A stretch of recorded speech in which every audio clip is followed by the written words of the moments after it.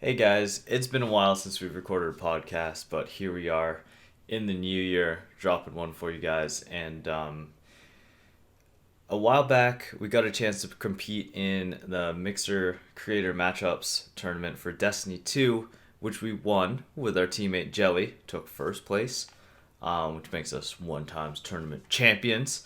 And we finally got a chance to sit down and catch up with them in this episode. And just a little update though before we get into it. Right after the tournament, we all got sick, including Jyelly. So apparently, viruses can go across the interwebs as well. And then that Friday, I snapped my tendon with a mishap with including a leash and Bonsai, our dog. And the following Sunday after that, had surgery. They cut out my finger, reattached it, and then Christmas Eve, Babe found out she had shingles, and then a week after that, Bonsai has a parasite, which is what we're dealing with right now, and he has a med treatment. We had to disinfect basically half the house with bleach and hot ass water. So it's been a crazy few weeks, but here we are, and looking to the new year, we're looking to be a lot more consistent with both our stream and with the podcast and just in general. So it also gives me a bit of an opportunity because I'm off work recovering from my surgery, and I'll be a little more present in stream and whatnot. So it's going to be good. And this podcast was also good, and a pleasure chatting with Jyelly and getting a chance to catch up because we really hadn't talked that much since the tournament. So let's get it. Welcome to the BxPerience. What are we starting with? I don't know. Let's talk about, let's go chronologically. Let's go with like when we first quote unquote met Jyelly on Burnout. That was the first time we matched, right? I think ever. That's the first time I remember matching. We could have matched in D1, but I didn't remember. I don't remember playing you guys in D1, but we played one time on Distant Shore. Before that, like a month or two before that. I think that would have been when we were. But... Well, I think that would have been when we were actually doing a lot of comp. Possibly. You were with Angry Iceberg. Oh, we helped him get his. What did we help him get? We helped him get 2100 for Recluse. I thought we got we helped him get Not Forgotten. We did help him get Not Forgotten. It was really late. Legend. It was like super late. We hopped off stream, so we had like whatever we were doing. We were almost done, and we were gonna hop off. And he reached out and he was like, "Do you want to help me get like the last few games for Legend?" And we were like, he needed one teammate, so he asked for one of us, and then his other teammate bailed, so he needed two, and we're like, let's just hop off, like play some Crucible offline with him for a few hours, and then we kept winning and losing, like bouncing up and down. It took like almost 3 hours. It was like 3 hours, 4 hours, yeah, for like 3 games worth of wins. Yeah. That's what happens sometimes, though. Yeah. But yeah, no, I actually don't remember matching you then. I guess we were just so tired. I was really tired. I think we were just like on half autopilot. Cool. You probably beat us. I'm assuming. I'm guessing. We did win that one. Yeah. You guys smacked me on Burnout. Yeah, we were on though. Like that was That was a bad night for us. Yeah, there's a combination of both things, right? Because I remember we were talking about it after, and like even Noodle was saying it was just like a rough night. And like the opposite was true for us, because like I hopped into that game and like I was hitting all my shots everywhere, and I was just warrioring everything. I remember the one because we were watching it back. I liked watching it from the other angles, right? And I was watching it back from Noodle's perspective. Mm-hmm. And there was a point where I jumped over Rotator, and I was literally just inside you guys. And I didn't even know what was going on. I just knew there were people around me. I know exactly what you're talking about because I pushed the same angle and I didn't know what was happening. You commented after because you were like, "Whoa, Pete, you're being really aggressive." And I literally just jumped over, and I think what really helped is I got a lucky melee on someone, and because I'm using bottom tree, it blinded everyone. around me because it's a proximity. Like, it's not just the person I melee that gets blinded, it's also the person beside them. Yeah. So from Noodle's perspective, I either meleeed the third or you or something, but all of a sudden Noodle's screen just went white. And she didn't take any damage, but it was because I meleeed the person behind her. And then from then, like, it's really hard to get your bearings when you have a hunter freaking jumping around you, especially on console. Like, I think that when I go back, I like to go back and watch other people's perspectives as well, mostly because I like to see what our movement looks like from the other side, because I know what it looks like from my side, and I know what it looks like when I play against good players from the other side. So, like, it's always interesting because half the time, like, if we are like we're on and we're having a really good day, really good game, you can't even see us. We saw this when we were watching our perspective, like other teams' perspective in the tournament. Yeah. Even like all three of us, me, you, and Babe, the other team's just getting shot from like where, and you don't even know. You have no idea, and all of a sudden they're dead. Like, it's crazy. And even Babe, even when we're dicking around in private matches and we're like shotgunning each other or like even primarying each other, it's the same feeling as when I'm playing like really good players. When I'm like, what the fuck? Like, all of a sudden we're just dead. I don't know where you came from. We're just there. So we met Jyelly. Well, Jyelly and I followed each other on Twitter. I don't entirely know. I don't know how that happened. But anyways, I think I just saw something on my feed. Well, Miss Noodle's a Canadian as well, right? Yeah. Yeah. But Jyelly and I followed each other before I knew who Miss Noodle was. Oh. So I don't know how that happened. But anyways, I think I saw you were a Warlock main. I was like, hell yeah. Yeah, I think it was after I won Movie of the Week, I believe you followed. Maybe. I'd known your names for a very, like, since D1. I'd known generally who you guys were. But. So anyways, we did that, and then we started making the connection that like you and Noodle played together, and then we played against you guys, and I think after playing against you and kind of seeing like the way that you played and seeing like your videos and stuff on Twitter, we knew going into this tournament that like you'd probably make a pretty good like work with our team really well.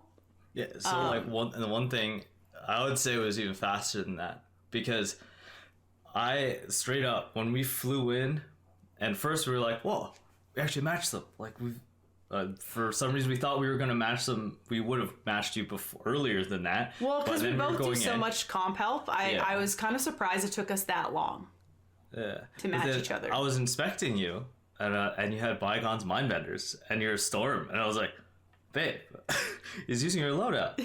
We're like the same people.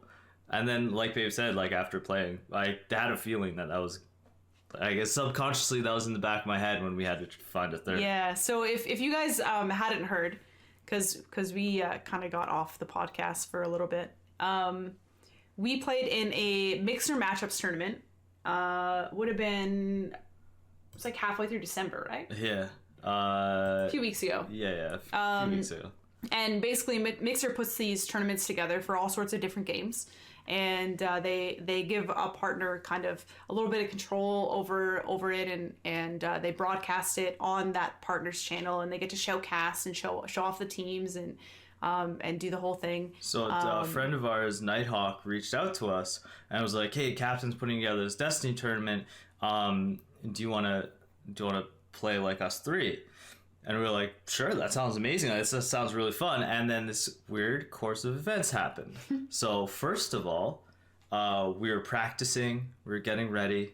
It was going to be that Friday. And then the servers went down on the Friday. For the whole day. They stayed down. We thought we were going to play. We thought we were going to make it work. And it didn't happen. They rescheduled. So then, finding out what day it was, Nighthawk was like, well, I'm going to be in Texas. I can't, I'm going to be away from home. I can't play. So then we had to find a third. So then we reached out to a few people. I think we were going to play with Senpai, but he was busy. Like, he had to work. And then we were like, what about Jyelly? So we reached out, ended up working out. and from the first time we practiced, like it went really well. We gelled really well. And I think, okay, so here's actually a question I want to ask you. So I'll give you our side first. When we first played with you, like when we first practiced, I know Babe played with you first, and then I got home from work and then I joined in. And our first impressions were definitely that you had a good head on your shoulders. We found out that you were like the similar age as us, like very similar. And you played very similar to Babe, which helped. Similar but different as well. A little more aggressive, but fairly similar loadout. And you guys complemented angles really well when I would flank. So it was like right off the bat we kind of had a feeling that it was a good fit. So my question was, what did you think about us when you first played with us? Yeah, I mean, I thought basically the same thing. You can usually tell right away when I'm playing with someone whether, or not even necessarily whether they're a good player or not, just whether I'm gonna click well with them. Because a lot of people are really hesitant on team shooting or aren't pushing the same angles as me, when I want them to. Mm-hmm. And I mean, it's really apparent, right? You can usually tell pretty quickly how that's gonna work out. It usually doesn't take very long. So as soon as we play together, I knew we had a chance to be a pretty good team, for sure. I mean, you guys both seemed mature, and there was no raging, and that's a big thing for me. So Oh, definitely. Yeah, yeah, I mean, 100%. I basically had the same perspective that you did. That's perfect. Like, the one thing that's always affected me, because I feel like, well, definitely 100% out of the two, I'm the quicker to get frustrated. I'm the quicker to tilt. And It takes a lot for me to get real angry. yeah. And the biggest thing for me is I tend to feed off of my teammates' attitude way harder than I've seen other people. Like, if my teammate is tilted, I will tilt very quickly thereafter. And it doesn't have to have anything to do with me. It could have been they're just frustrated at something individually, but just the fact that my teammate's frustrated will frustrate the hell out of me, which I'm trying to improve on. I'm trying to not let that affect me as much. But that's definitely one of my weaknesses. And having a third that is just as calm as Babe is one winnow. That's good. Keeps me even.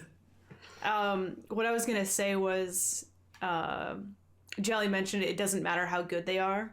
You can just tell whether you're gonna click or not. We've played with some really good players, that like we just don't.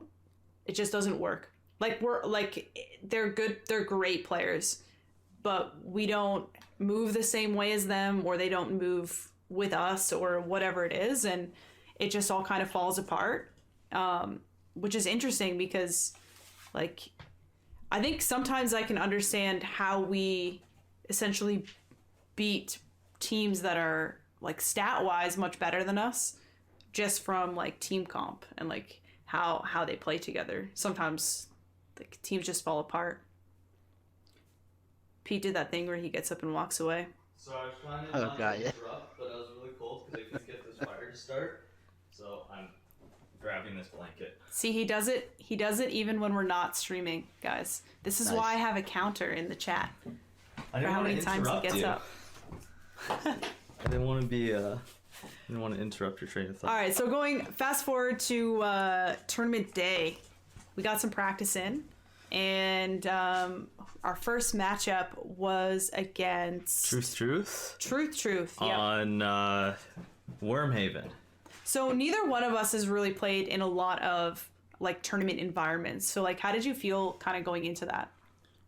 I felt. Are you talking to me? Yeah. Sorry. Oh, sorry. I was unsure if you were asking Pete or myself. I felt pretty good. I haven't played in a lot of organized games either in Destiny 2. I did a lot in Destiny 1, but just based on how we'd played together and based on how I was feeling that day and just our attitudes, I felt really, really good about our chances. I was nervous as hell. I was nervous as well. Like, but I felt confident, but the problem is like I guess it's more like nervousness due to self-doubt as even being confident. And I think the biggest thing with me is that I know I can be inconsistent. I know I can have those moments where I actually play well, and I know I have those moments where I just choke for absolutely no reason. That So was I think, me all of yesterday. Don't sweat yeah, it. so that was like the main thing in my head. But when it came down to it, like I feel like we turned that. I mean, even watching the match back and knowing what I did, and I was like, for the first, I think it was did we drop the first two? I don't know. We dropped rounds We early. dropped at least one, if not two. At least one, if not two, early. And I was running shotgun and primary, and I was letting their distance get to me. And I knew I had to switch something up, and I had to do it quick. And that's when I threw the sniper on to try to open those engagements up. But then I also went into that knowing that I was going to throw a shotgun on probably near the end. Because that's when things get a little tighter. That's when it's 3-3. There's going to be a lot less of people relaxing and like being patient, because you're going to be a lot less patient when you're tied up at 3. I could tell going into the first few rounds, I could tell that I was nervous. Same. I wasn't making the pushes that I would normally make if something wasn't really on the line. I wasn't, confidently like peeking lanes or doing things that I felt was right. I was second guessing everything I was doing. And when I do that, and I think part of that happened last night actually, because when you start to like lose and lose and lose, like I start to think more about what I'm doing, because like, what am I doing wrong? What do I have to do to fix it? And when I start to do that, instead of just like playing and letting my like instincts kind of do it for me, because I don't know, that's the way I play generally. Then I start to make more mistakes, and I'm not there when I need to be, and I'm not peeking the lanes at the right time. So for the first few rounds, I really felt that. But then like you guys picked up the slack and we started to pull ahead a little bit, and I was like, okay, we can do this. And then then it kind of turned around. It was like the same thing as you putting the sniper on. Just kind of like getting that little bit of confidence, being like, all right, we got this. Yep. Yeah, I could tell you guys were nervous at the very beginning, which was, I was actually really calm, and I think part of that was I didn't have anything up, like I didn't have the stream up or anything on the side. I was just looking at it like we're going into comp. Yep. Yeah. I mean, you guys turned it around. I could tell at the very beginning you were both nervous. It was pretty obvious considering we'd been playing together quite a bit, and Yep. you hadn't. It was very different. As soon as we went into that setting compared to how it had been previously. But Yep. like you said, once we got the confidence and everything, it was pretty smooth sailing. I think something else that helped me not be nervous is I wasn't as familiar with our opponents as you guys are. Yeah. Like, I know you guys are like friends with them or friendly with them, and to me it really just felt like going into the survival playlist to me. That definitely is a big thing, that it's that disconnect, and that definitely always used to mess with me. It still does to an extent. Like if we match someone that I know, like there's still a little bit of that, and it's really weird because it's not it's hard to put a finger on why, Yeah. because it's not like you have any real stake in it, except for maybe you do, I guess, because they know you. Like when there's a disconnect and you have never, like, it's literally some random people you after that game, your interaction with that person can be like nothing. Yeah, it can be like nothing. But the thing is, at the end of the day, like, it's really no different, because those people might know who you are anyways. Like, we'll have people that will show up, like, after stream and just be like, oh, like, just played you. Yeah. Whatever. And, like, I have no idea who they are. Yeah. But they know who we are. So, and I mean, there's people that we know who don't know who we are. So that at the end of the day, it literally is the same thing, because they could know who you are anyways. But I find the same thing. If I'm playing people that I know, it gets in my head a little bit, but usually, not always, but usually I find I actually like try a little harder. Yeah. For some reason, which I should try harder all the time, but it's exhausting. It is exhausting. Sometimes I just want to relax. So our first matchup was it was close. That first game got pretty close. I think it went to 3. I think it went to 3 as well. We kind of got lucky with that double super pop. Yeah. They popped the Spectral and the Sentinel at the same time, and that really helped us. Going into Bannerfall. So Bannerfall wasn't a map that we were supposed to be playing. However, there was a captain's choice thing. So basically, chat was voting on the maps that they wanted us to play on, and there was like a set set of maps, and then they could also pick like captain's pick, and he would pick a random map for us to play on. So Bannerfall was one of these random ones, and Bannerfall in the past in survival, like 3v3 survival, has been one that we've kind of struggled with. We just happen to play a lot of really good teams on Bannerfall. When we were practicing with you, Jyelly, the amount of times we got Bannerfall with like good teams was kind of ridiculous. It was kind of ridiculous, but I think it kind of was the secret sauce. It was the sauce, yeah, because that we knew, like, against good teams, you have to have mid control, and you can't push past that. If you give up mid control, you basically lose the game. Yeah, like you lose that round, and that's exactly what we did. And I think so it's interesting because Bannerfall, even back in D1, I remember watching this video. I don't remember who made it, but they're talking about pushes for Bannerfall for trials. And they're like, one of the best pushes you can have is to have someone that has a decent like kit to push to Mohawk. And you stand on Mohawk right by the little thing that sticks up out of it. Mm-hmm. And from there, you have cover from the door. You can have cover from balcony and low boxes, and you can even have cover from top tree if you need to, but you have eyes on all those areas.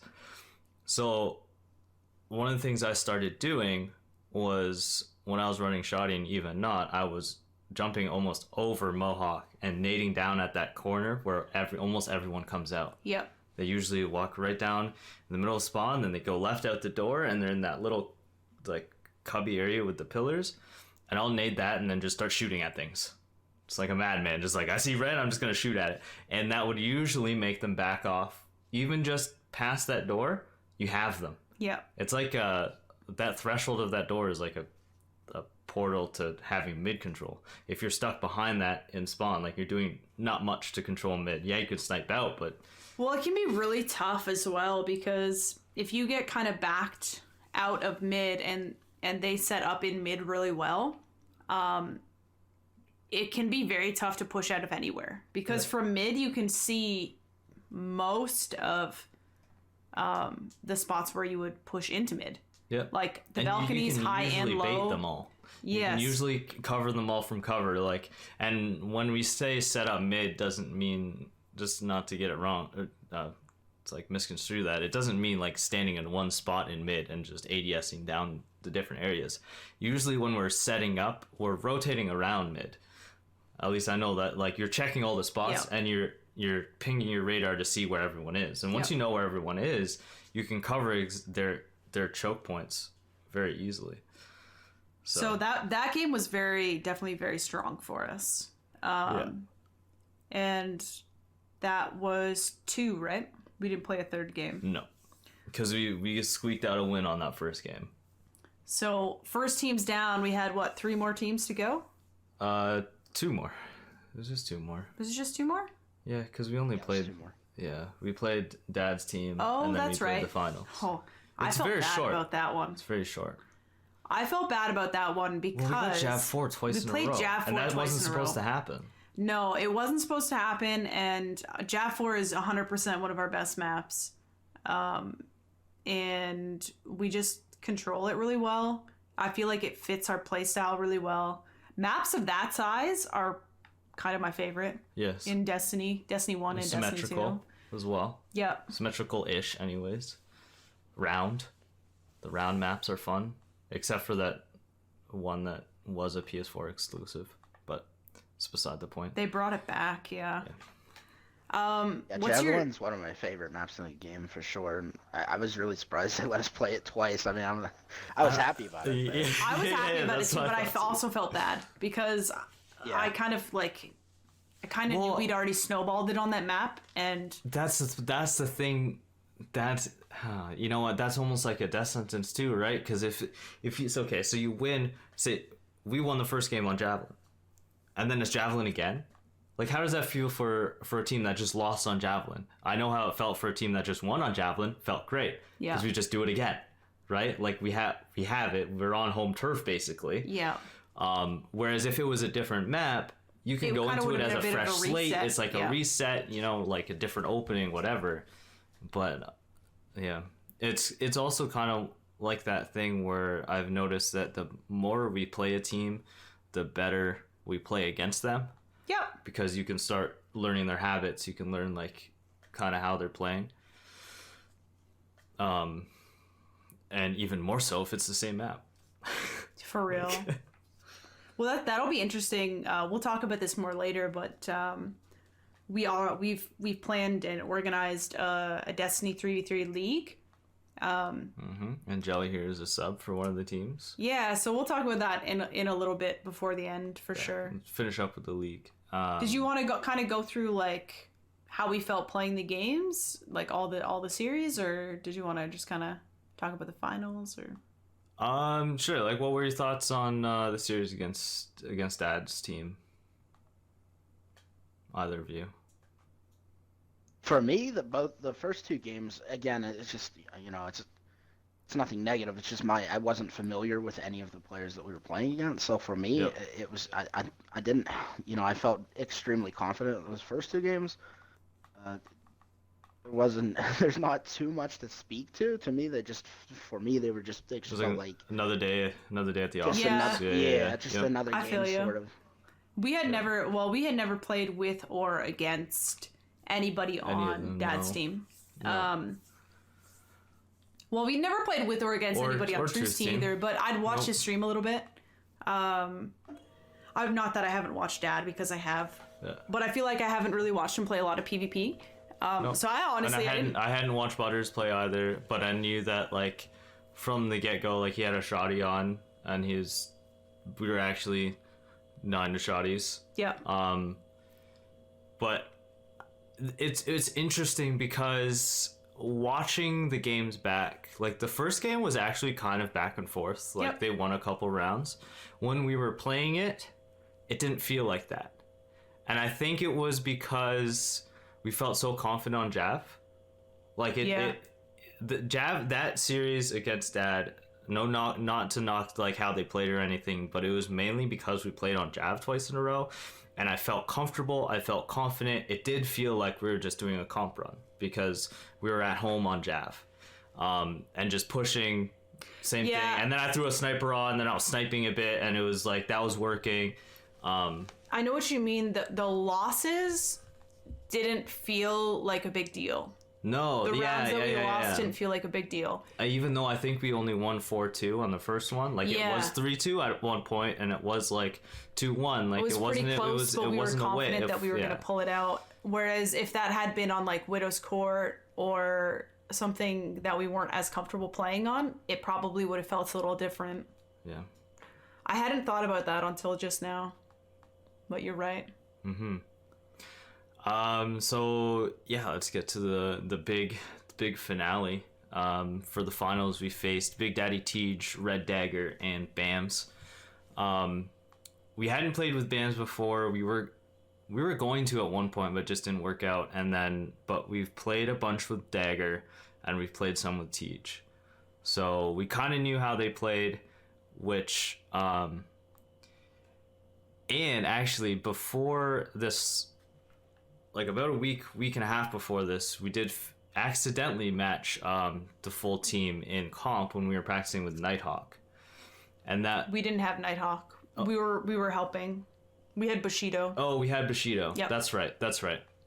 It wasn't okay. So we had someone else. We didn't have our teammate. They had their full team, and that was where we got the preview of what Bam's playstyle was, and I didn't realize this because we hadn't watched Bams in a long time since we were back on Twitch, but he runs Fusion Rifle, Last Word, Dragon Shadow, which is a very specific niche, and not only Fusion Rifle, but like basically exclusively Fusion Rifle range, because the ranges of Fusion Rifles right now coincide with the hand cannon. Yeah, let's talk a little bit about fusion rifles before we go into this. And that's not to like knock at what anybody's running, but I think that talking about kind of the way that they work and the problems that you can face when playing against them is a good way to kind of go into this. Let's start with their history, because we all played D1. Yep. Like, what was your opinion on Fusion Rifles in D1, Jyelly? There was a period of time towards the beginning of D1 where they definitely needed brought down, and Bungie addressed that. And to me, fusion rifles are always a gun that are they're very difficult to balance. They're always either going to be Yes. extremely powerful or relatively weak, Mm-hmm. and that's just kind of the way that it is. Unfortunately, I think that weapon type is sort of fundamentally flawed as a special weapon, and I have nothing against people that love fusions. I know there's a lot of fusion rifle enthusiasts out there. It's just if we have to choose between them being overpowered or underpowered, I think for the sake of the game, it's best for them to be slightly underpowered. And Agreed. unfortunately, that's not the way that things have been for quite a long time now. No. I think that's one of the reasons Bungie's scared to really touch it, because, I mean, I would say you only really have a big problem right now with Erentils, maybe some Wise and Rebukes, but like that specific archetype, like the other ones are not anything that's no, really high a problem. impacts. It's only high It's all the impacts. high impacts. Yeah, the other ones are really nothing to. They don't really do much of anything, and I think that's where D1 had it in a better spot. There were like 2 or 3 different archetypes that actually were viable, but I think you're 100% correct with the tough to balance part, because it's kind of similar to how hand cannons are, because when you and shotguns, and to an extent snipers, but less so, because hand cannons and fusion rifles are in that weird gray area where you have high damage output over a very small period of time. It's kind of like how hand cannons versus auto rifles, the way you balance them is very different. With fusion rifles, I feel like what the skill should be is timing and recoil control, because you should have to work very hard to get those very far shots. It should not be to get easy. all the bolts to hit. Yeah. It should not be very easy. And I think one of the biggest problems that ends up being one of the most fun things about Destiny is that you have this radar that's up all the time. Guess what? You know where people are around you within certain limitations, with invis and crouch, whatever. However, when a gun requires timing, but doesn't require a whole lot of recoil control to hit those far, you just need to know where they are, have some sense of aiming, and timing of popping out and charging your fusion. Then it makes it really easy, because you're going to see them on the radar. Like, can you imagine using a fusion rifle in an Inferno mode with no radar? No one did that. They used stickies and shotguns, right? Like instant kill things where when you see someone and they don't see you, you can get an easy kill. Fusion rifles, one, they have a charge time that has a sound. So if you're playing with sound on Inferno, if you hear a fusion, well, now you know where they are before they kill you. But also, if you're trying to have a gunfight with no radar and a fusion rifle, you're not going to be able to time your positioning very well. So, in D1, and the other point I wanted to touch on is backup plan, which, not that we had an issue with that, because I don't think he had backup plan on his. Maybe he did. I don't know. But backup plan was an exotic perk in D1, and now it's on legendaries. That just doesn't. I don't know if that really fits. Like, you used to have to run Plan C to run that. Yeah. But I hadn't thought about that, actually. yeah, it just doesn't. I didn't plan around with fusions enough. I did. I had a lot of fun with fusions in D1, but I definitely agree with how hard they are to balance, and how I feel like they were in a better spot when they're slightly underpowered, because to use them took a lot of effort, but it almost raised the satisfaction. Like, now when I get a fusion kill, it's like I don't feel like satisfied with it unless it's actually crazy. Most of the times I'm surprised I even got the kill. I think we've talked about, like, I know me, you, and Jyelly have talked about this before. Playing a good fusion rifler is difficult. Very tough. Especially if they have backup plan or something of the sort that's giving them a little bit more of an advantage. Mostly, especially as a warlock. Yeah, you got like basically nothing. As a hunter, warlock. you have a dodge ability, and you can kind of tank some of the bolts. As a warlock, you kind of get this like floofy, like, if you make a push, you're pretty much committing to that. unless you can somehow slide out of the way in time, which usually, I mean, it might work 50% of the time for me. So we really had to play a certain way going into the finals. Because we had played this team on Shores of Time in competitive just by chance, we knew that at least Bams was probably going to be running a fusion rifle. We also knew after flying in and inspecting that Dagger was going to be running one as well. So 2 fusion rifles is difficult. 2 like decent, good fusion riflers is even more difficult. And on top of that, we had the option to play heavy or not play heavy. And they opted to play heavy. And the reason that they did this, and we knew this right away, wasn't that they wanted to use heavy ammo. It was that they could control it very, very well and make us play certain areas of the map that would play into their fusion. Play into the fusion. The thing about fusions is the strength is knowing where your opponents are. Yeah. And if you know heavy is a thing, that kind of restricts you to playing certain parts of the map and being in certain spots, which reduces the options that you have to outplay said fusion rifle. So, Jyelly, how did you kind of feel going into that burnout match, that first one? Scared of the fusions? yeah, 100%. Yes.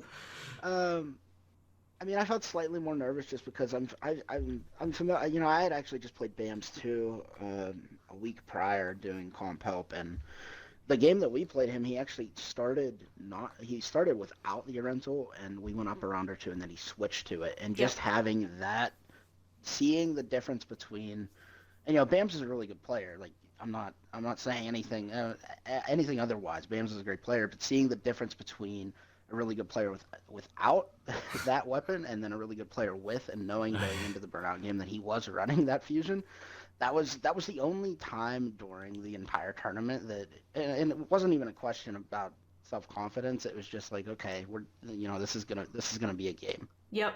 Mm-hmm. Yeah, no, that's 100%. Like, I mean, we had some nerves going in. We talked about that earlier, but that was pretty much what we felt too. Especially, like, for me, one of my biggest weaknesses and something that I've been trying to get better at is playing against fusions. Yeah. Because, like I said, as a Warlock main, like, it's not one of the easiest things to counter. Positioning is the most important thing, in my opinion. Mm-hmm. And a lot of the things that I use are used within the one-shot range for a fusion. Yep. So even spare, even bygones, even spare, even crimson, crimson, shotgun, like all of the things that I would use before I can kill them, they're gonna kill me. Yeah. So when I watched that match back, it actually felt like more of a landslide than it was. To me, it felt like we got 4-0'd. That was my overall gut feeling coming out of that game. Watching it back, I realized we lost 4-2 or 4-3. But I think it was 4-2. Like, it wasn't... Yeah, we won a few rounds. Yeah, we won a few rounds. It wasn't crazy. But also watching it back, I did kind of see what I think kind of rattled me the most.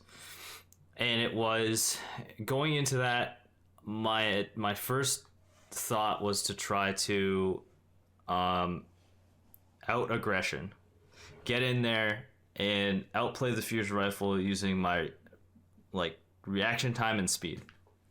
That didn't work at all. And Bam's got 2 collats and a super shutdown in the first 3 rounds, and that was rough. I remember, I think me and you, Jyelly, I think we pushed outside on Bams and he got a collat on us, and I was like, yeah, I remember. Are you that. serious? This is what's happening right now?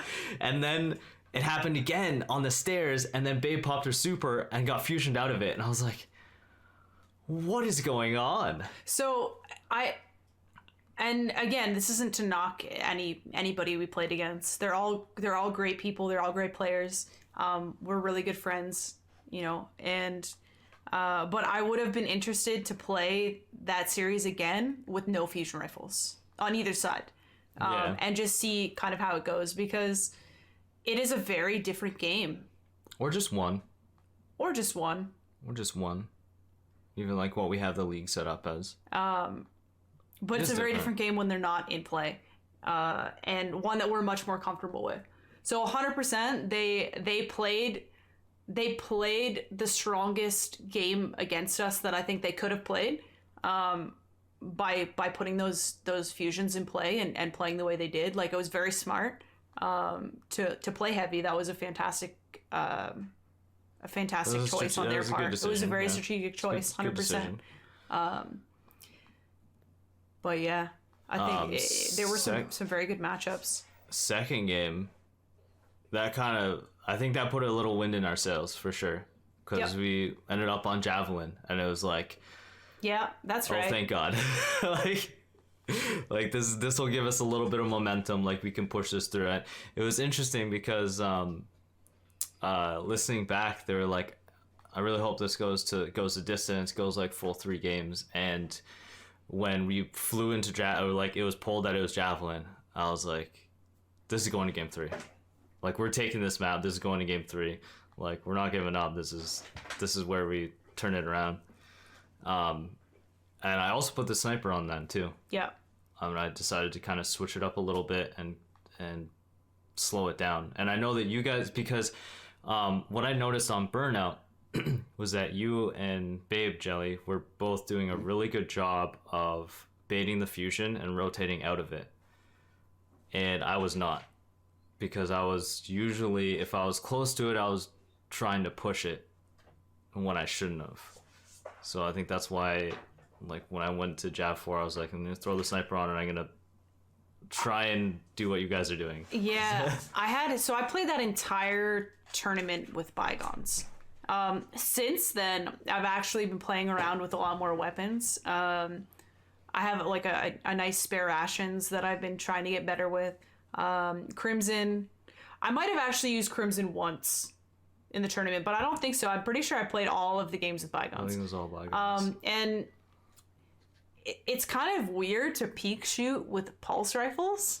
Yeah, it is. A lot of the time, if you're pulsing someone down, you're like team shooting with someone else and cleaning it up really quick, or kind of just going for the kill and backing off if you need to. And like, hand cannons are more of the weapon where you're kind of like peek out, take a shot, like peek from a different angle, take a shot. Like, it's very easy to do that. Yeah. And it's kind of what one of hand cannon's strengths are.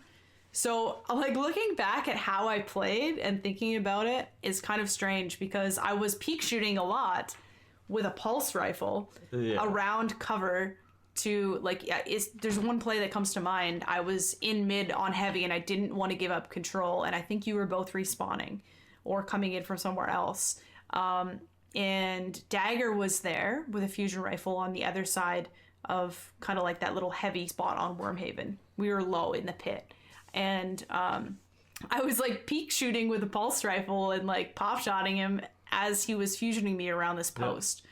Yep. We watched that back, and from the other end of it, I actually heard this call it as well, because Bams was saying, Dagger, you need to use the pillar to get closer, because he was trying to fusion rifle and he was fusion rifling at range, and you were beating him at range, and he needed to push up to that pillar so he could get closer to actually try and fusion.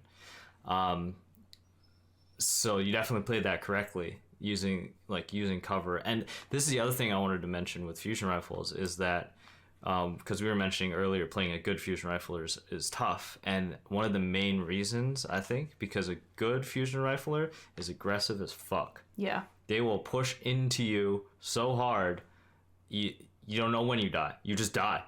Because a lot of the times the defensive, not a lot of times, but most of the times, defensive fusion riflers and not as confident fusion riflers, you can easily shut them down by peek shooting with a hand cannon in fusion rifle range, because you peek out hand cannon once, go back into cover. A lot of the times they're gonna miss, or they're not gonna time it right, because they could be mid charge when you peek, and then as soon as you go back into cover, they're not gonna waste. You only have 2 shots. But what I found with, especially with Bam's playstyle, because he's using Last Word with Dragon Shadow, his game plan is not to do that. His game plan is not to wait till you push unless he knows you're going to push. But his game plan is to push out to you. And then if he misses, his backup plan is to Last Word to finish. Which worked very well. Yes. Yeah. It worked very well. He also hit, if I'm remembering correctly, he hit some pretty crazy, like, almost in-air stuff as well. Maybe with Last Word. No, that was with Last Word, because he would jump up with Last Word. I remember we played someone on Endless Veil that kept hitting, like, one banging me from the air with an air until as a hunter. I'm like, how? What are you doing? I remember that. But no, Bams was mainly grounded because he was mainly sliding out with his fusion rifle. Great matchups for sure. I mean, we took Javelin, and the last game was on Wormhaven. Which went to 3-3. It went to 3-3. That was wild because our stream died. I don't know what happened, but we'd been live for a long time, and occasionally, sometimes when we stream for really long periods, our computer like decides it doesn't want to run anymore, and it'll just like crash. So it was 3-2 for us. We were up 3-2. I had heavy. I picked up grenade launcher ammo, and it was a 2v2. And Babe got sniped by Tej, and it was or Dagger. And there's only two of them. And right after you got sniped, my screen went black. Yeah, because OBS crashed. The computer died. Yeah. And when our OBS crashes like that, it shuts off our capture cards briefly. So my screen went black, and I'm in mid with grenade launcher ammo, and I can't see anything. I don't know where they are. And then I get flustered and accidentally grenade launcher kill myself. And I don't know if they realized what happened. But I watched it back because they didn't react all that much, but they were pushing into mid, and all you see is just an explosion in the hallway, and I just die, and they win the round. But there was a chance I could have turned that around, but that obviously didn't happen. But what were your thoughts going into that final round, Jyelly? Well, for me, Wormhaven is one of the maps that I like the least in the game right now, and it's because it's a map I don't like maps that are very predictable. You know, back in D1 I didn't like Floating Gardens. I don't like the D2 version of Bannerfall because of this, and Wormhaven's one of those maps where it's just like there's three places my head's gonna pop up and the enemy knows where I'm gonna be, right? That's one thing that I don't like. In map design. So I was at first when we were flying, when I saw it was Wormhaven, I was like, oh, that's not good. But then I started thinking about it, and I think I might have said something about this flying in. Yeah. I think it actually played into our favor with the fusions, because I don't know what it was about them having the two fusions, but we were just able to take mid control easier. You know, I was thinking about that bridge, the main bridge. I kept pushing into the bridge, and you can slide behind that box, and I can get there before they can fusion. Yeah. You know, so if they're relying on the fusion, we're playing heavy, you know, it sort of came back to bite them, the heavy. Yes, I 100% agree. Because we were able to take control of that inside really easily, you know, with our shotguns, and I think that was huge. And I think especially what you're saying about the box, because I don't know if people really appreciate that box enough up top, because that thing is a lifesaver, because you can take cover from the hallways and challenge either outside or challenge bottom mid. And I think one of the main things is your power position in mid control there is going to be up top. And if you're up top and someone tries to challenge you from low with a fusion rifle, you take 2 steps backwards as soon as you see them, and they're not going to hit you. Yeah. Like, you're going to head glitch that ledge real hard. So you're going to have to primary. And they can't jump up and shoddy like you can, like a shoddy can, right? They can't jump up in fusion rifle. So that gives us an advantage on that. If we hold that top, we hold that control. I kind of felt the same way going into Wormhaven. Wormhaven is kind of a map where I feel like we either do really, really well or we struggle. Yes. And I think it's exactly what Jyelly was saying, where like it's very predictable. If we're playing against weaker players, generally speaking, we know exactly where they're going to be. We know exactly where they're going to spawn. They don't even make it out of spawn before we team wipe them, and then we just push the other one. Same thing with Bannerfall. 100%. And we actually, not to say that Truth's team was like a weaker team, but we actually did that a few times to them on Bannerfall, like pushed where they spawned and like killed one or two of them as they spawned. And like you should never be able to do that. In my opinion, like they don't even really have a chance. It doesn't feel good when you're on the other side of it. Yeah. It doesn't even feel good when you're on the killing side of it, to be honest. And when we say when they spawn, it's not like we're sniping them as the animation's happening. Like what we mean is when you push spawn quick enough, you're gonna split spawn them. So they'll stop spawning there and spawn somewhere else. So if you get a team wipe, or you kill two and the last guy runs back to spawn, if you can collapse on him quick enough, his teammates will not spawn where he is. So it's that isolation of spawns that can kind of snowball a match very quickly. Also, I mean, you know, on Bannerfall, there's kind of that little like jump up bridge at the back. They were getting to that, and I was already shooting them. They had just spawned maybe like 3 seconds ago. They would jump up, and there's someone in the spawn. And you're already shooting at them. And like that's because you play the map enough, you know where people are going to spawn based on where you are on the map. And where your teammates are as well. Your teammates are, yeah. But anyways, Wormhaven. So that concerned me a little bit because I knew we were going in against a good team. I knew that we had managed to deal with the fusion rifles on Javelin, but I wasn't entirely sure how it was going to go in Wormhaven, especially because a lot of that center area is really open. Yes. And there's not a ton of cover around heavy, so I feel like we played really well, especially considering the PC died and we couldn't see. Yes. Definitely. The one side note I wanted to point out, because you were talking about how predictable Wormhaven is, and I feel like that, thinking back on it now, that's why I've been trying to play a lot more around that underneath spot. Yep. So like the little ramps and that little ledge, because I feel like that's one of the few unpredictable spots on the map, because you could be high or low when you're coming like from ramp or something. It's actually the same thing on Bannerfall. I expect most players on balcony or the balcony area to be top. When they're low, they catch me off guard a lot of the time because I see the red, I look up at the top, and then I get like sniped from bottom, and I'm like shit, because most people peek top. But I've been trying to be more conscious about checking bottom as well, really quickly. But either way, absolutely fantastic matchups. I had so much fun. We ended up pulling the last game 4-3 to win the tournament. First tournament win. Yep. First time I felt anything let's go back to that. Let's break down those last few moments, because there's a few little interesting things about that. So, Jyelly, what were you thinking when you picked up heavy? I actually want to start just right before heavy, because there was one point I think Babe had just died. I believe Babe had either just died, or did you die to the I think I popped my super, got one or two down, died, and was knocked.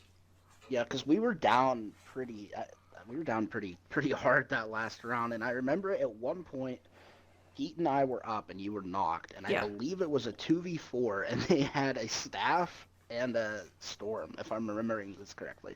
Oh yeah. At one point, Pete babied a staff. I babied a storm. Okay, so yeah. Okay. So this is what happened on my end in that moment. We have been doing a really good job of rotating away from supers that whole tournament, and Dagger popped storm. And he started chasing, and I backed up into spawn into that little cubby area with it's like the dungeon map from D1, right outside of like the T hallway, and Dagger was coming in, and when I watched that back, I realized what happened. He came in storming like you should when you go around corners, because storm has this weird area of effect that it can curve around corners. Yeah. I started getting hit. I dodged, and in my dodge, I don't take storm damage. Yeah. So that delayed it. And he held onto the trigger that whole time. Did he run out? He ran out, as I came out of my dodge, and I shotgunned him. Because I one-shotted him. That's what kind of freaked me out. I was like, wait a second. Like, I just one-shotted him out of Storm. That's not right. He was full health.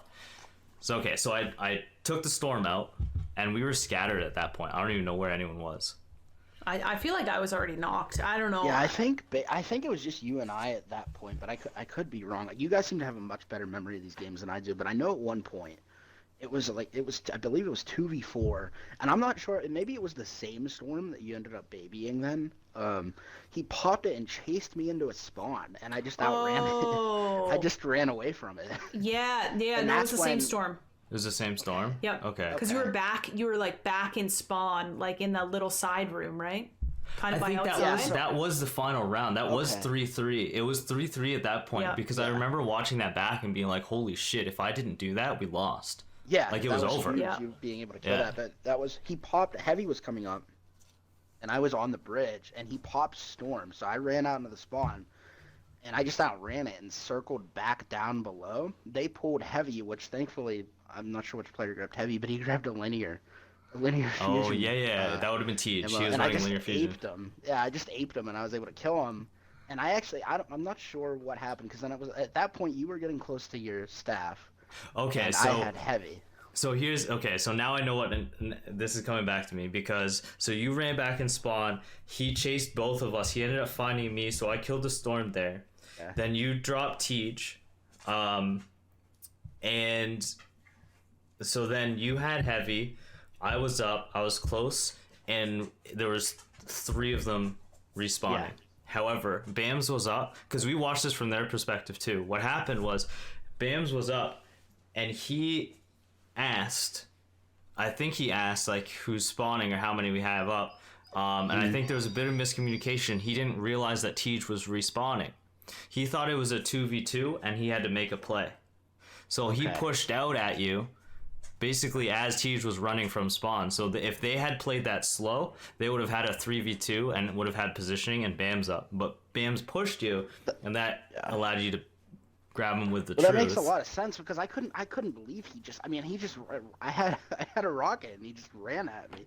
Like, you know, he's like an Uber Eats delivery. I'm like, that's very unbanned. Like, that was just jump into the air and spread his arms, like, rocket me, dude. Like, I was like, all right, I'll take that.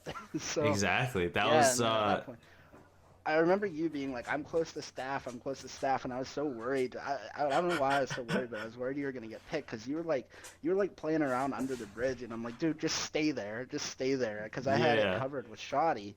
Yeah, well, that's what I was doing. And I was definitely worried too. I was like, oh shit, I need this super, because that will ensure, because now we have a 2v2. If I get my super, that as long as I don't really fuck it up, that is like the win. That's it. Like, it's easy. Don't have to worry about like winning my 1v2s. So I was underneath, and I just kept sliding back and forth. Like, I couldn't stay still. That's the thing. I can't stay still in this game, man. I saw that. I saw you moving, and I was so worried you were going to challenge something, because from where I was and where they were, and I had my shot, like, they weren't getting in.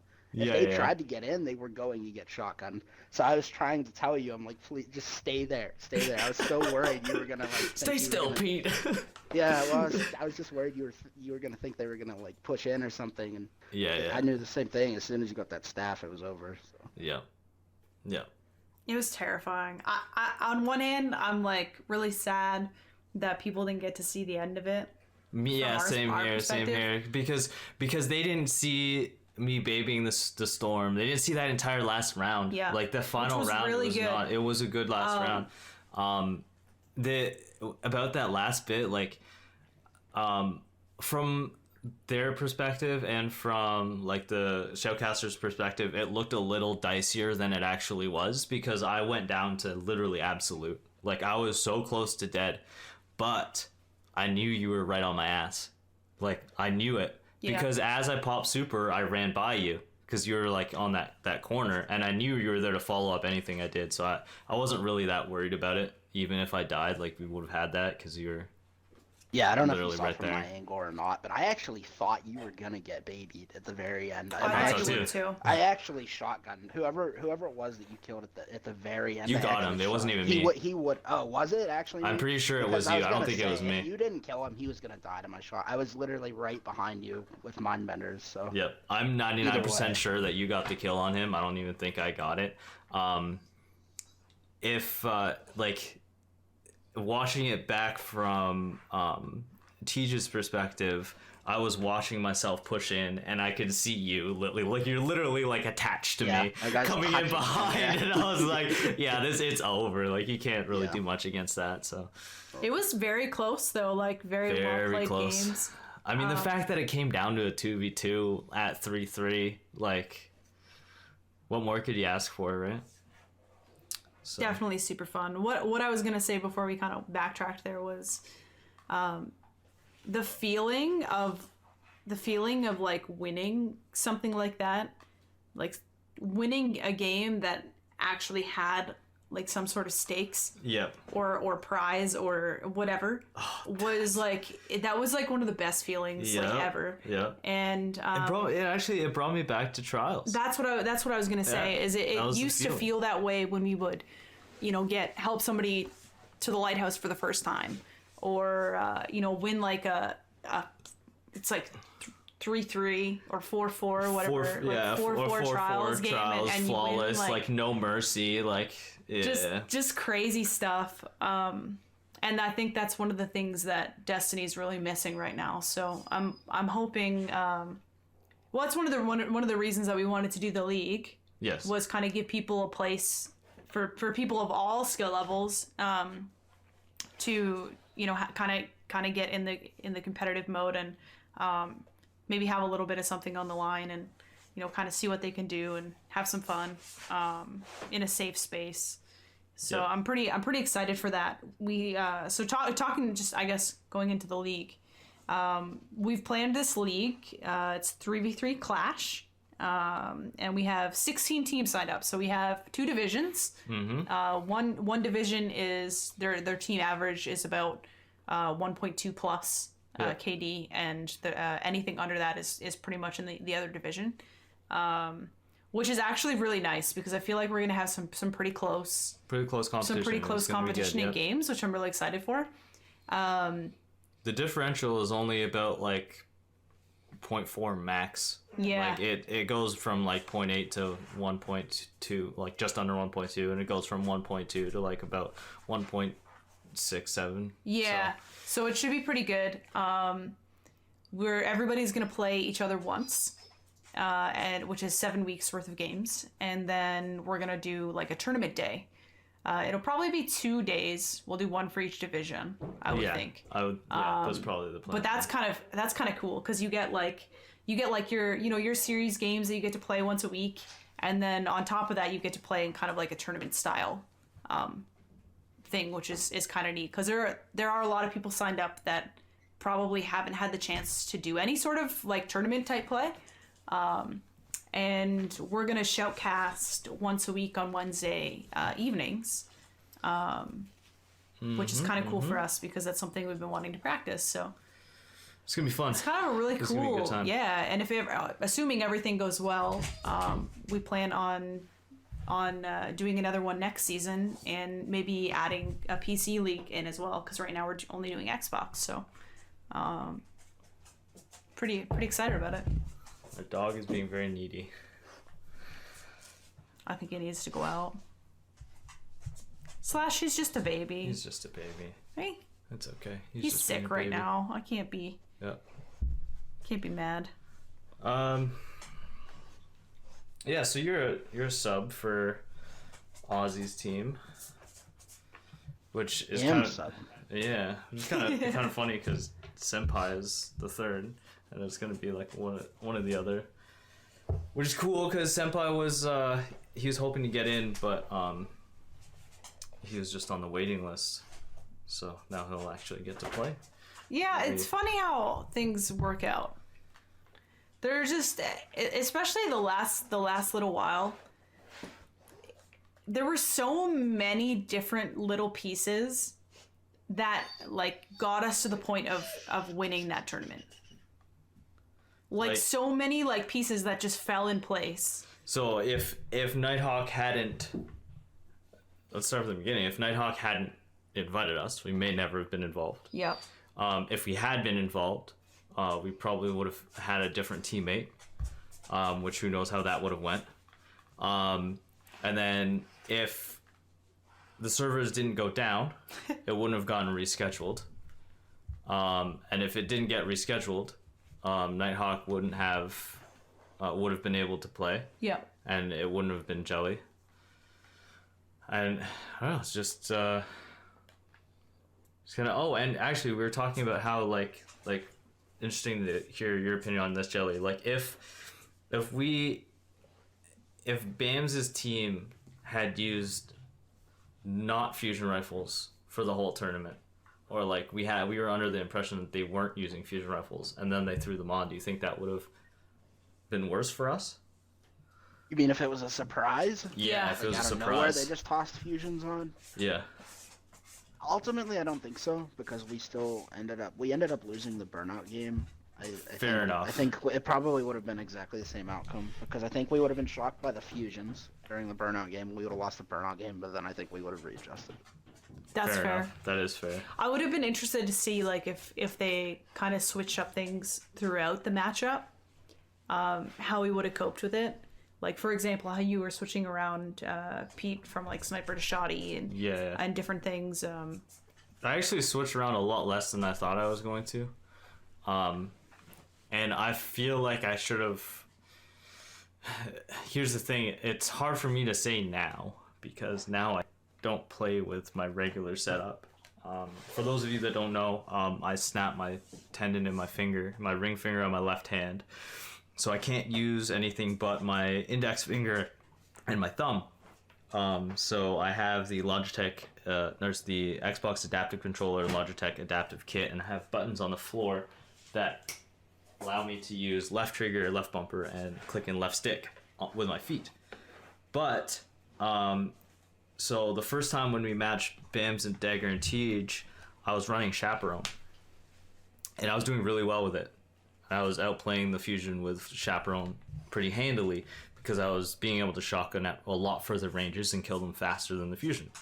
I feel like if I was confident, and the reason why I didn't is because I didn't feel confident, and I think that's the biggest thing, is I didn't feel like my shot was on point enough that I was going to have good success with Chaperone, because I know if I miss my shots with Chaperone, it's just not a good deal. It's not a good thing. However, if I had done that, and been successful with it, I feel like that would have been the best counter, as well as using Trust, which staggers a little more than normal hand cannons. I feel like Burnout is actually one of the harder maps to play against fusions as well, especially for heavy. Most maps that have like those tight, sharp angles. Well, if you're on bridge, there's no cover to get out. If you're trying to face heavy, they can easily one-shot you back to the back circle or outside. And you don't have to be caught out of position by very much around mid by that pillar, because you can't get behind the pillar quick enough, and there's nothing else around there. It's just the pillar. Even the rotating rotators, discs, if you're not paying attention and you're in a gunfight, someone can come up behind you. There's even the lanes from front to back inside. Yeah. Very open. There's a lot of really good opportunities for some like really far fusion rifle shots on that map. Whereas Jav is a little different. A little bit different. So I think the last thing I really wanted to talk to you about, Jyelly, was so you're on YouTube and you make a lot of videos on different like weapons and things that you're enjoying and builds and stuff. And I've found out that you edit on your phone. How does that work? That actually like really intrigues me. Blows my mind. It's a lot of duct tape and paper clips, basically. So I haven't had a PC for a few years. I'm not the biggest person, the biggest technical person. I'm hoping to get a PC soon. Nice. But it's just I have a couple different apps that I just found on the App Store. When I first started I actually edited on an old Amazon Kindle, believe it or not. Okay. So Wow. That's that was crazy. interesting. Yeah, I mean it works out okay. There's the things that are frustrating, or you get weird audio bumps, or sometimes the audio just cut out, or Yeah. Yeah. sometimes a video that should take 3 or 4 hours to make can take like 6 or 7 sometimes. That's a little Holy. frustrating, I but can feel that. Yeah. overall it's not bad. I mean, it's nice because I work in an office, and on slow days I can Yeah, you Kinda can like do it. tinker around with it. I Yeah. just pull out my phone and open OneDrive, and there we go. We're That's doing legit. It, so. That's pretty cool. Yeah, it's fine. And I think it's crazy you can do all that with your phone. You know, it's crazy how much power phones have now. Yeah, and it's actually it's a very cheap. It's a Samsung Galaxy J3, which is like Yeah. the Galaxy that you walk into Walmart and buy for $120. Yeah. So it's not even So like it's a not crazy even phone. it's not even like no. Yeah, it's not even like a good smartphone. It's just your run of the mill smartphone. So I'm pretty happy with what I'm able to do, considering what I have to work with. To be honest. But, Yep. For sure. That's really cool. How are you finding coming up with ideas for videos? Surprisingly easier than I would have expected. I only recently started. I've created little montages for, I mean, dating back to like the beginning of trials and D1. Yep. And I've only recently started trying to branch out a little bit, and it's been surprisingly easy to put out 2 to 3 videos a week, which is something I didn't expect because I play one subclass and use. I mean, I literally have 9 items in my vault. Like I'm very. That's OCD, crazy. And I don't. Yeah, like I don't keep things or experiment with things very often. So it's gonna be interesting to see how it works out in the long term. Based on how little I experiment with stuff, but it's been good so far. That's good. That's crazy to hear. It's coming from someone who had 490 out of 500 the other day and had to clear out some stuff. I'm like the total opposite. I'll save like every little like combination of rolls. I'm like, I wonder if this is good. I wonder if this perk works with that perk. But like, I feel like I mean, most of our time is spent with streaming, so it's tough to find time to kind of branch out and do other things. But if I would say then I would have a lot of content to produce, just playing around with different roles because I like tinkering and stuff. But it also makes me feel like cluttered when I look at dim and it's just I have to scroll down forever just to get to the bottom of my vault. Like it's I mean, I think you're doing it the right way, right? There's no reason not to have more stuff in my vault than I do, other than I'm just weird. So well, I it probably feels it good to have a nice clean vault, right? Yeah, I mean, it feels good to me, and it's just the way I've always done it. So For sure. to me, it feels normal, but it does come back to bite you every once in a while when you're going into PvE. Like, hey, I need this thing. Oh, let me grab this year 1 version out of collectors and use it. For so sure. I mean, that's kind of a pain. Yeah, 100%. And like, to be fair, like, I think Babe's definitely played a lot more PvE than me because she streams during the day and whatnot. But it's hard for me to keep my interest on PvE for very long unless it's like new content. And even still, like, I think I've only done Sundial like 3 times maybe total. I don't know. Yeah, I'm the same way. I don't play much PvE. I played way more in D1 actually. But it's just I just don't have the patience for it. It's funny because when some people make the point of like PvP, well, it's so repetitive. It's literally the same thing over and over. I'm like, are you kidding me? PvE is way more repetitive. And I would definitely argue against anyone saying that PvP is a lot more engaging as far as variety of situations because everything's going to be different. But I will say that Bungie is doing a really good job with PvE in the recent times comparatively to the past, especially with D2. Yeah, for sure. I mean, they're pumping out. I mean, it's when you think about how many raids they've put out in this game, Oh my it's goodness. very impressive, and they're all very good. So And there's a lot of effort put into those raids. Like, I know I can't help it either. Sometimes I do this as well, and I know a lot of other people will as well.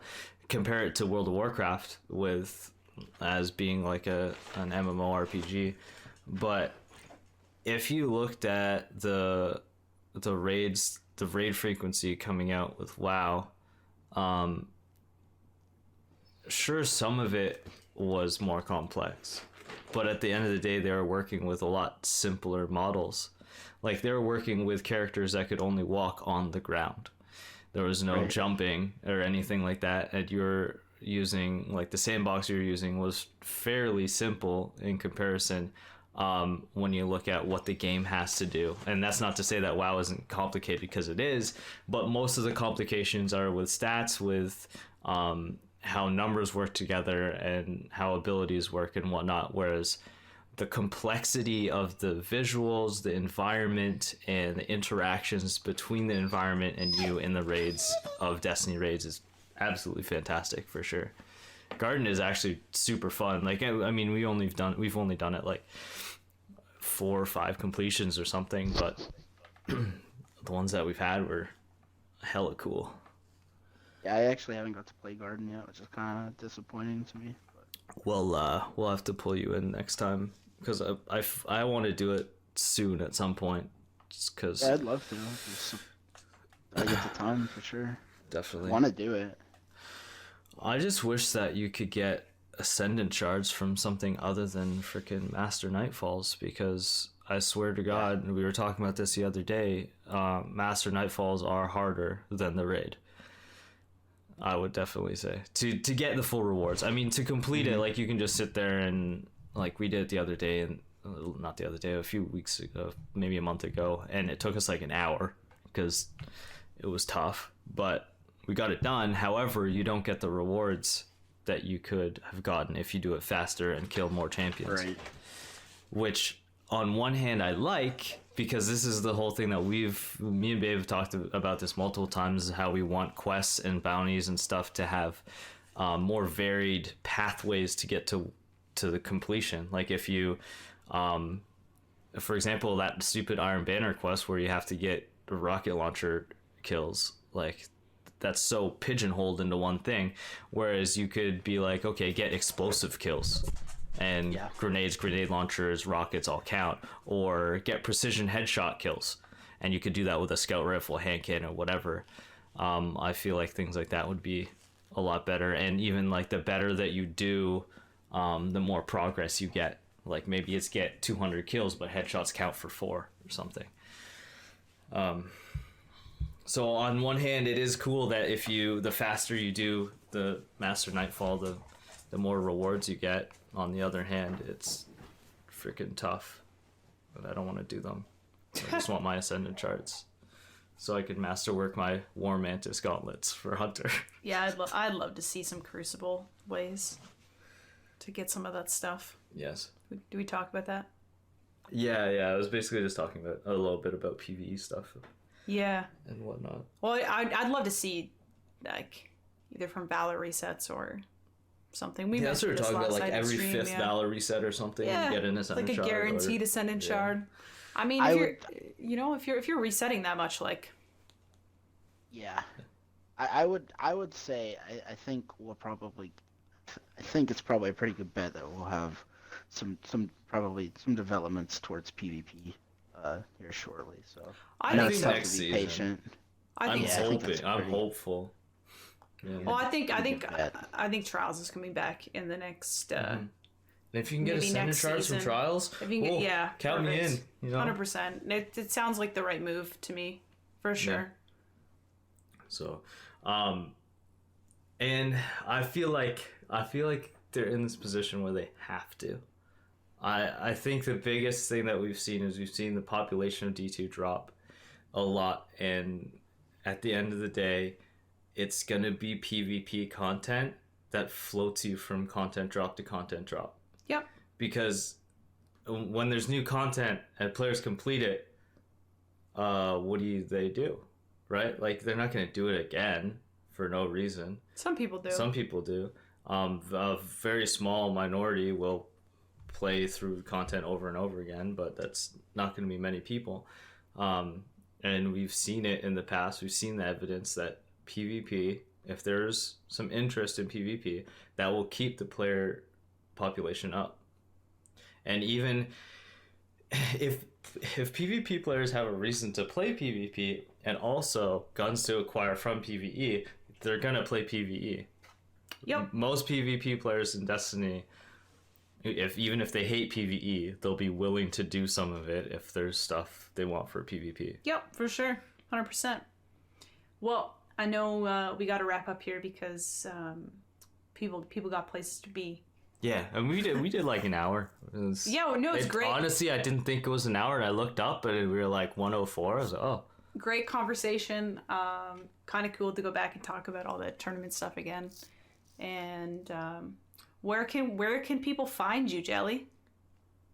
People can find me at youtube.com/Jyelly. That's Jyelly, and twitter.com/Jyelly. Same spelling. There you go. Check him out. He makes some cool YouTube videos. He's a very awesome dude. And the more I look at your name, like the more I like it. Jyelly. Oh, well, thank you. Jyelly. It's not like XQRN or like face roll. No, yeah, it's four. actually a little. Yeah, it actually looks. There's a funny story behind my name. Actually, it's actually looks a little like sweatier year 3 than I wanted it to be, but I'm happy with it. That's cool. If you don't mind me asking, what's the story behind your name? Yeah, sure. So, back in Destiny 1, near the beginning of Destiny 1, I had a group of friends who. We were doing Vault of Glass, and I didn't want to do the Vault of Glass because I didn't need it. I wasn't going to get any rewards, but I helped them do it anyway. And somehow it came about that, we owe Jyelly, or my name's Tyler, and at the time my gamer tag had a version of my name. They were like, we owe Tyler Jelly Tugs, and I'm like, what are Jelly Tugs? I didn't understand. I'm just like, I don't know what this is. So they were just laughing at me about it. So I Googled it, and the next day, as a joke, I actually made my gamer tag Jelly Tugger. And that was my gamer tag for what's a most jelly of tug? Destiny 1. Do I want to know what a jelly tug is? Do you guys not know? No. Okay, I would Google it. Okay. Is it spelled like that with a Y in it? No, just jelly. Oh, okay. Or just a jelly tug. Oh, but anyway, so I changed my name as a joke, and it was like that way for most of Destiny 1. And Xbox actually made me change it. It got reported like 76 times. So I didn't know what to change it to, so I changed it to this. And this was right around the time when all the Q2s and Oh yeah. 3 or 4 like numbers Yeah. or letters started, and I was like, man, I'd miss my old tag, but that's funny. that's how I'm Jyelly. It actually, when I look at it, it looks like you're supposed to be like a yelly person. You're supposed to yell a little more, which you totally don't. So No. Jyelly. Jyelly. All right, guys. Well, check him out on YouTube. He was a fantastic teammate, and I hope we can get some games in when we're not half All asleep like last night. And get some slayage in. Yeah, we dropped a lot more games than I wanted to, but it happens. Some days are like Sometimes we're not optimal. We're old. Okay, we gotta We're keep all up with old. We're all old. Mm-hmm. Yeah, we gotta keep up with those young kids on Mountain Dew and Skittles. that. Okay, boomer. Okay.